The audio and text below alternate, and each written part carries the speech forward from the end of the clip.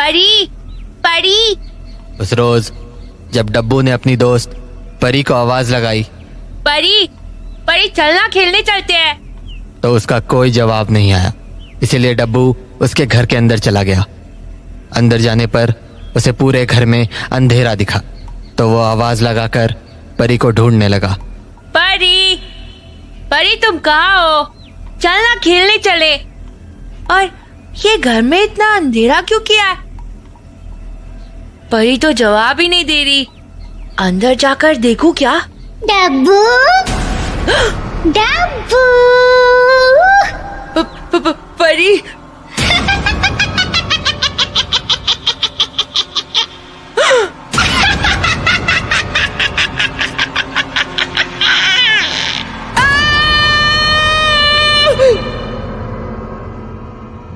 मैं हूं कुंदन।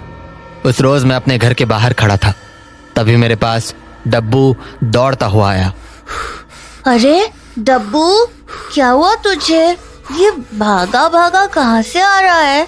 कुंदन, वो परी को वो परी को कुछ हो गया है कुंदन।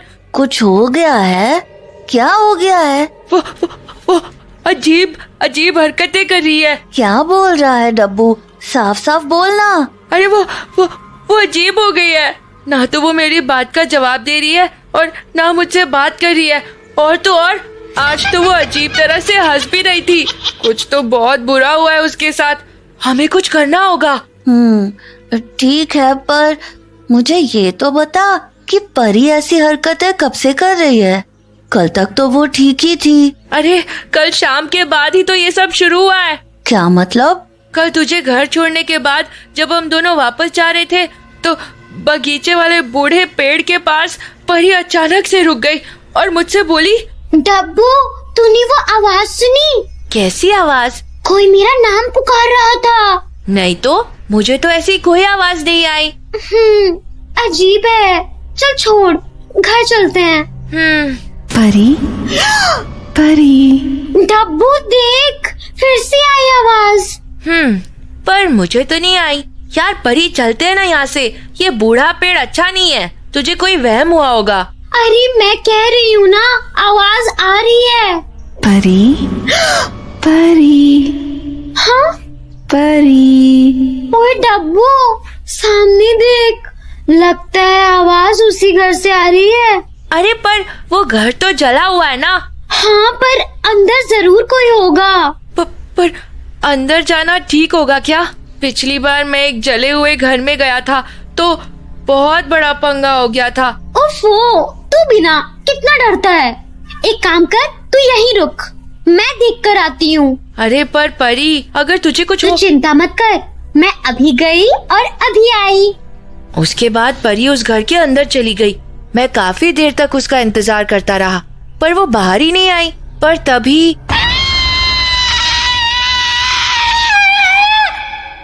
परी, ये तो परी की आवाज थी। कहीं कुछ बुरा तो नहीं हो गया?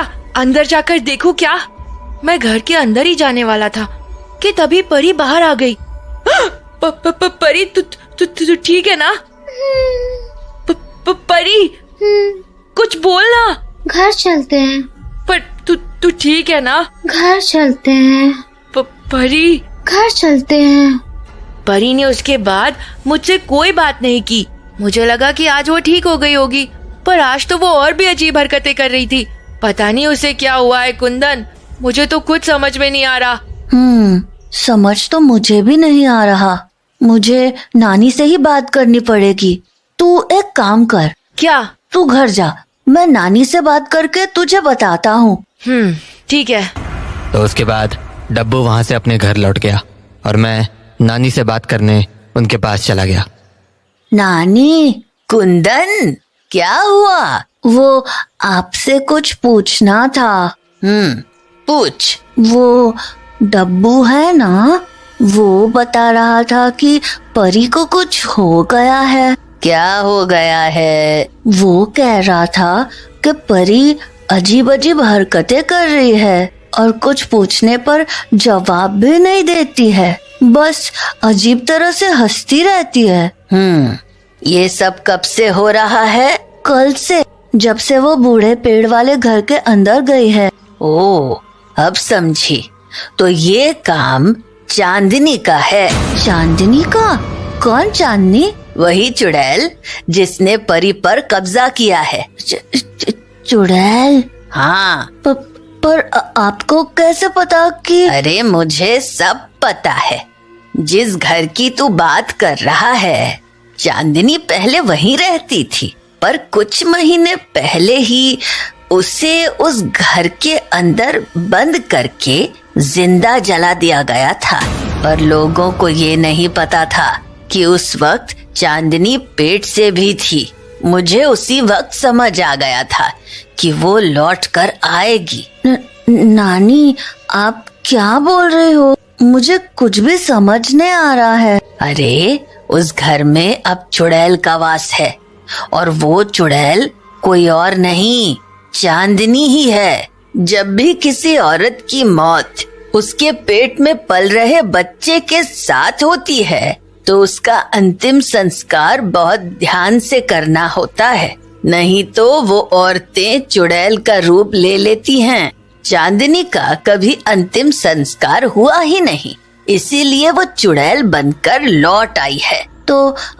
तो उसने परी पर कब्जा क्यों किया? उसका खून पीने के लिए, और क्या?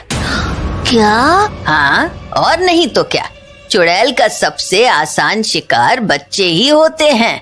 उनके खून से वो अपने आप को जवान और खूबसूरत बना कर रखती हैं। हर अमावस को चुड़ैल अपना शिकार करती ही है, और कल अमावस की रात है। कल 12 बजे के बाद वो परी को जान से मार डालेगी। क्या? तो क्या परी को बचाने का कोई तरीका नहीं है? मैंने ऐसा तो नहीं कहा। मतलब हम परी को बचा सकते हैं? बिल्कुल, पर उसकी एक विधि है जो काफी मुश्किल हो सकती है। क्या विधि? चांदनी का विधि पूर्वक अंतिम संस्कार। मतलब उस चुड़ैल की अस्थियों को इकट्ठा करके उन्हें जलाना होगा? हाँ, पर उससे काम नहीं बनेगा। क्यों? क्योंकि वो चुड़ैल है और वो बहुत ताकतवर होती है। उसे रोकने का एक ही तरीका है। क्या? सरसों? हाँ, चुड़ैलों को सरसों की गंध बर्दाश्त नहीं होती, इसलिए हमें अंतिम संस्कार की विधि में सरसों का इस्तेमाल करना होगा। पर कैसे? उसके लिए तुम्हें उसकी सारी अस्थियों को एक कपड़े में इकट्ठा करके एक गड्ढे में डालना होगा, और फिर उसके ऊपर ढेर सारा सरसों डालकर उसे आग लगा देना होगा। सरसों उस चुड़ैल को दोबारा आने से रोके रखेगी। परी को बचाने का यही एक रास्ता है। पर नानी, ये तो बहुत सारा काम है, और हम उसकी अस्थियां इकट्ठा कैसे करेंगे? वो तो उसी जले हुए घर में रहती है। कल दिन ढलने के पहले तुम उस घर में जाकर उस घर के बाहर सरसों की लक्ष्मण रेखा खींच देना। उससे वो उस घर के अंदर नहीं आ पाएगी, और तुम सारी तैयारियां कर लेना। पर नानी, अगर यही करना है तो हम सुबह सुबह ही जाकर कर सकते हैं ना? रात को जाने की क्या जरूरत है? क्योंकि ये विधि तभी काम करेगी जब उस चुड़ैल की ताकत सबसे ज्यादा होगी, और चुड़ैल सबसे ज्यादा ताकतवर अमावस की आधी रात को होती है। इसीलिए रात के 12 बजने तक तुम्हें घर के अंदर ही बैठे रहना होगा। पर ध्यान रहे, चुड़ैलें बहुत छल किया करती हैं। उसके छल में मत पड़ जाना, वरना उसके बाद उसके चंगुल से निकलना मुश्किल होगा, क्योंकि एक चुड़ैल की नजर उतारे नहीं उतरती। पर नानी, इतने सारे काम मैं अकेले कैसे करूँगा? कल आप भी चलना ना मेरे साथ। अरे तो डब्बू को ले जाना, मदद हो जाएगी तेरी। बस मेरी कही बातें याद रखना।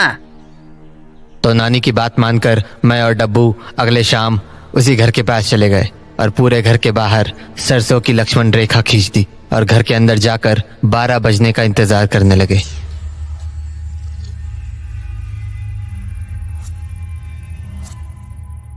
डब्बू 12 बज गए हैं, हमें विधि शुरू करनी होगी। गड्ढा तो मैंने पहले ही बना लिया है, बस इसमें उस चुड़ैल की अस्थियां डालकर आग लगानी है। पर उससे पहले मुझे एक आखिरी बार पूरे कमरे को अच्छे से देखना होगा कि कहीं कोई हड्डी का टुकड़ा छूट तो नहीं गया। तू एक काम कर, खिड़की से बाहर नजर रख, कुछ भी दिखे तो मुझे बताना, ठीक है? ठीक है। तो उसके बाद मैं बची खुची अस्थियां ढूंढने में लग गया और डब्बू खिड़की के पास खड़े होकर बाहर नजर रखने लगा। कुछ देर बाद मुझे डब्बू की आवाज आई। कुंदन! हाँ, क्या हुआ?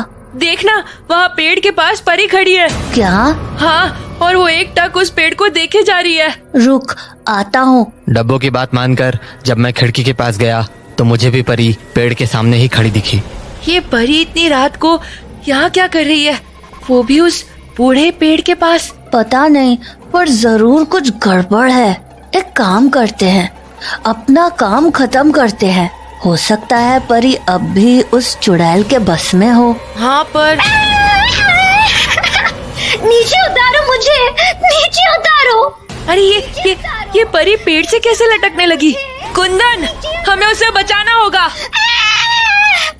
कुंदन! हाँ? चल, हमें उसे बचाना होगा। नहीं नहीं, ये करना ठीक नहीं होगा। क्या क्या मतलब ठीक नहीं होगा? अरे सामने देख, परी मुसीबत में है। हाँ, पर ये उस चुड़ैल की चाल भी तो हो सकती है ना? कुंदन, तू पागल है क्या? तुझे चुड़ैल कहाँ दिख रही है बाहर? अपनी दोस्त है यार वो। हाँ, पर कुछ परवाह मत कर, हम ये सब कुछ उसी के लिए तो कर रहे हैं ना। उसी को नहीं बचाएंगे तो ये सब करने का क्या फायदा? पर डब्बू, देख, तुझे नहीं आना है तो मत आ, मैं तो जा रहा हूँ। तुझे यहाँ जो काम करना है वो कर। अरे डब्बू यार। डब्बू ने मेरी बात नहीं सुनी और घर के बाहर चला गया।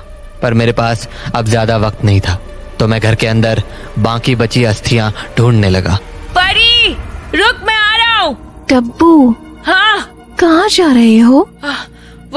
वो पेड़ के पास मेरी दोस्त फंस गई है, उसे बचाने जा रहा हूँ।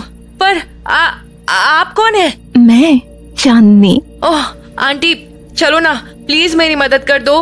डब्बू, तुम जानते हो ना उस बूढ़े पेड़ पर चुड़ैल रहती है।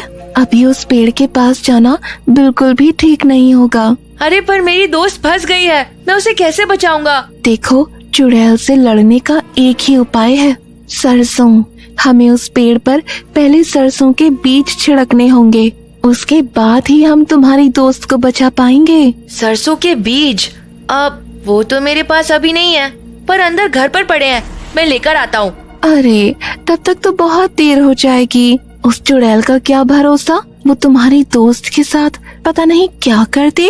तो अब क्या करूँ? कहाँ से लाऊं सरसों के बीज? ये देखो, यहाँ घर के चारों तरफ इतने सारे सरसों के बीज पड़े हैं, सभी को उठा लो और उस पेड़ पर फेंक दो। हाँ, यही करता हूँ, रुको।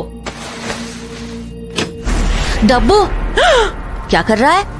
अरे परी को बचाने के लिए हमें उस पेड़ पर सरसों के बीज फेंकने पड़ेंगे, वरना वो चुड़ैल उसे छोड़ेगी नहीं। रुक रुक रुक, बीज मत उठा। अरे क्या रुक कुंदन, देख रहा है ना परी कितनी मुश्किल में है। हाँ, पर ये सरसों के बीज मत उठा।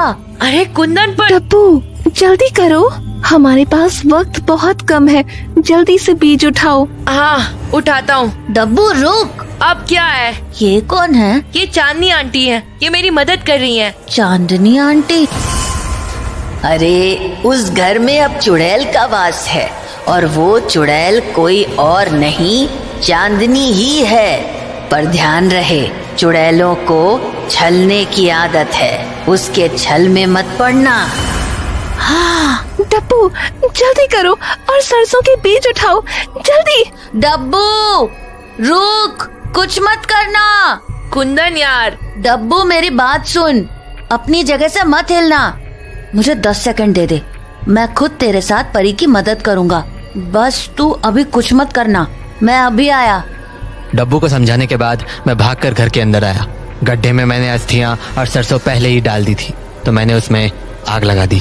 आग लगाने के बाद मैं भागकर दरवाजे के पास गया तो डब्बू ने बोला, कुंदन अब तो चल। 5 सेकंड और डब्बू, मुझे तुझे कुछ दिखाना है। अरे क्या दिखाना है? वो देख। हाँ? हाँ? ये क्या हुआ? इसीलिए मैं तुझे रुकने को कह रहा था। नानी ने मुझे बताया था कि चुड़ैलों को छल करने की आदत होती है। वो तुझसे सारे सरसों के बीज हटवाना चाहती थी ताकि वो अंदर जाकर मुझे उसकी अस्थियों को जलाने से रोक सके। आज की रात उसका शिकार तुम या परी नहीं थे, बल्कि मैं था। पर तुझे इतना कुछ कैसे पता चला? मेरी नानी ने बताया। अब चल, परी को घर ले चलते हैं। उस चुड़ैल की कहानी खत्म हो गई है।